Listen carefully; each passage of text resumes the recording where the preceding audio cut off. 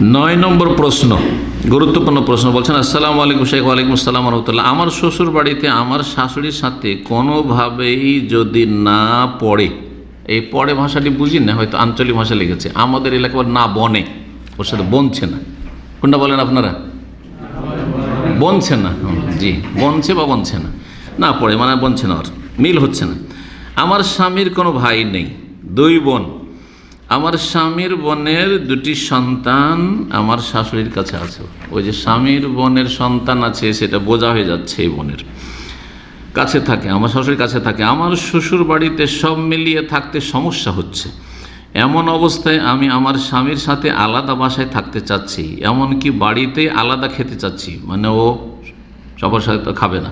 হ্যাঁ জি, আর সবারই এই সব ঝামেলা উঠাবে না। জি, সেই জন্য আমার স্বামী কোনোটাই করতে রাজি হচ্ছে না। স্বামী বলতেছে, একসাথে খেতে না পারলে বাচ্চা রেখে তুমি আমাকে ছেড়ে চলে যাও। এই ক্ষেত্রে আমার কি করণীয়? উত্তম নসিহা চাচ্ছি শেখ, জাযাকাল্লাহু খাইরান। ভালো, উত্তম নসিহা চাইছেন, এটা ভালো কথা, তাই না? এই ক্ষেত্রে একজন শেখকে একটা মজার ঘটনা বলে দিই। একজন ভালো শেখকে, সৌদি আরবে বড় শেখকে জিজ্ঞেস করেছে এরকম গিয়ে, হ্যাঁ, যে আমার স্ত্রী বলছে, আমি তো জেনারেল লাইনে শিক্ষিত, আর আমার স্ত্রী হচ্ছে আলেমা, ও আবার ইসলামী লাইনে পড়েছে। তো বলছে যে কোরআন হাদিস বলে যে আমার আলাদা ভরণ পোষণ দিতে হবে, সুতরাং আমাকে আলাদা বাসা দিতে হবে। তোমার বাপ মায়ের সাথে আমি থাকবো না, এটা শরীয়ত তো বাধ্য করছে না, তো আমি আলাদা বাসা পাওয়ার অধিকার রাখি, তো আমাকে আলাদা বাসা দিতে হবে। বেচারা ছিল সম্ভবত ইঞ্জিনিয়ার, ও জেনারেল লাইনের পড়া, এত ফতো টোতো যায় না, তো ফেঁসে গেছে, তো চলে গেছে শাইখের কাছে। শাইখকে বলছে এইরকম সমস্যা আমার স্ত্রী, তো বলছে যে আমি তো ইসলামিক স্টাডিজ পড়েছি, আর এতে তো আমার ন্যায্য অধিকার, এটা তুমি দিতে হবে তোমাকে।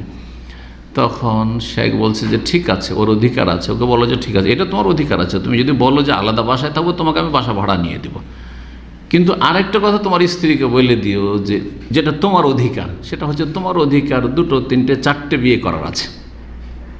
তো তুমি গিয়ে বলো যে অসুবিধা নেই, আমার আম্মা যেহেতু বৃদ্ধা হয়ে গেছে, আমার আব্বাও বৃদ্ধ, ওদের সাথে একজন থাকার দরকার, তো তোমাকে আলাদা বাসা ভাড়ায় নিয়ে দিয়ে দিচ্ছি, আর আমি আরেকটা বিয়ে করেছি আমার আম্মা আব্বার সাথে থাকার জন্য।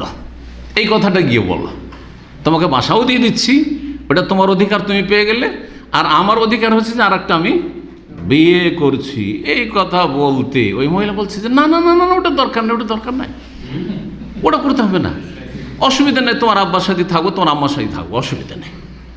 কথা বলছেন না? তো এইটার উত্তর আজকে আমি বলছি এই বোনকে, আর ওই ভাইকেও বলছি যে যদি এইরকম কারো স্ত্রী করে, আপনাদের অনেকেরই করতে পারে, যে এত ঝামেলা আমি বরদাস্ত করতে পারবো না, তোমার বাপ মাকে খাওয়াইতে হবে, আবার তোমার ওই বোন আছে, বোনের ছেলেমেয়েরা আছে, ওদের জন্যই করতে হবে। ঠিক আছে, বোনেরও উচিত হবে অবশ্যই যে যখন একসাথে থাকছে, অথবা শাশুড়ি আছে আর দেখছে যে নাতিদেরকে রাখছি, মেয়ের ছেলে মেয়েদেরকে রাখছি, তো একটু বৌমাকে একা ছেড়ে দেবে না একবারে কাজে। যেমন কিছু শাশুড়ির আছে এরকম জালেম আছে, বাড়াবাড়ি আছে, বউ আছে আর কেন লাট সাহেব, ও কেন আর কাজ করবে না, না আপনি একটু সুস্থ আছেন তো কাজ করেন, সাথে বউর সাথে একটু পাশে থাকেন।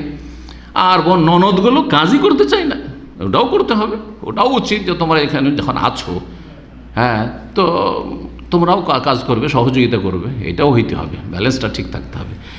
তো এখানে এখন বলি এই বোনকে যে আপনার অধিকার আছে, ঠিক আছে, কিন্তু আপনার স্বামীকে যথাসাধ্য সন্তুষ্ট রাখতে হবে, যথাসাধ্য সন্তুষ্ট রাখতে হবে।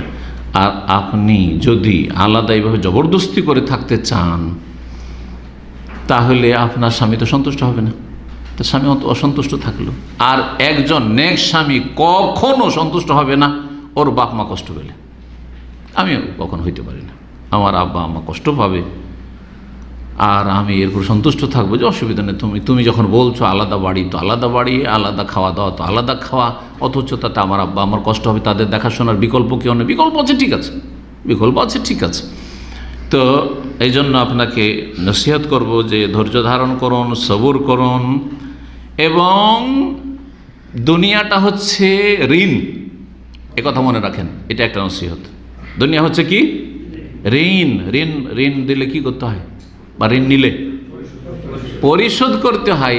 আজকে যদি আপনার শাশুড়ির সাথে শ্বশুরের সাথে খারাপ আচরণ করেন, আর আপনার স্বামীকে বাধ্য করেন যে আমি থাকবো না এরকম তোমার বাপ মায়ের সাথে, আগামীকালকে 10-20 বছর পরে আপনার ছেলেমেয়েরা যখন বড় হবে, ছেলে যখন বড় হবে তখন বলবে যে না আমরা থাকবো না, আমরা বিয়ে করেছি থাকবো না। অথবা আপনার যে বউ আসবো ওই যে ঋণ পরিশোধ করতে হবে, এখন পেমেন্ট করতে হবে। আমার শাশুড়ি জুদা থেকেছে তো আমিও জুদা থাকবো, আমি কেন থাকবো আমার শাশুড়ির সাথে? এটা পছন্দ করেন? আপনি যদি আপনার শাশুড়ির জায়গায় হইতেন, ওই বুড়ি মানুষ, আর আপনার বৌমা যদি এই কথাটি বলতো যে আমি থাকবো না, আমাকে আলাদা নিয়ে থাকবো, আপনার ছেলেকে বলতো, আপনাকে কেমন লাগতো? ভালো লাগতো? জি, নবী সাল্লাল্লাহু আলাইহি ওয়াসাল্লাম সহিহ বুখারী হাদিসে কি বলেছেন? লা ইউমিনু আহাদুকুম, তোমাদের কেউ খাঁটি মুমিন হতে পারবে না, হাত্তা ইউহিব্বা লি আখিহি মা ইউহিব্বা লি নাফসিহি মিনাল খায়র, যতক্ষণ পর্যন্ত নিজের জন্য যেটা ভালোবাসে সেটা অন্যের জন্য না ভালোবাসবে। নিজের জন্য চান যে আমার বউগুলো যেন আমার সাথেই থাকে, আমার ছেলেরা যেন আমার অন্যায় থাকে, পর্দা অবশ্যই করার চেষ্টা করতে হবে। পর্দার সাথে বেপর্দা করে রাখবেন না, পর্দার সাথে ভালো পর্দার ব্যবস্থা করেন, আর তারপরে সহযোগিতা নেন।